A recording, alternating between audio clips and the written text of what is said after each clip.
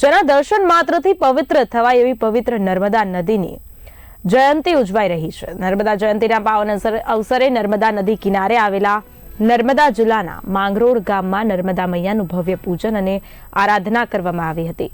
આ પ્રસંગે શ્રદ્ધાળુઓ દ્વારા નર્મદા મૈયાને 450 મીટર એટલે કે 1500 ફૂટ લાંબી સાડી અર્પણ કરવામાં આવી।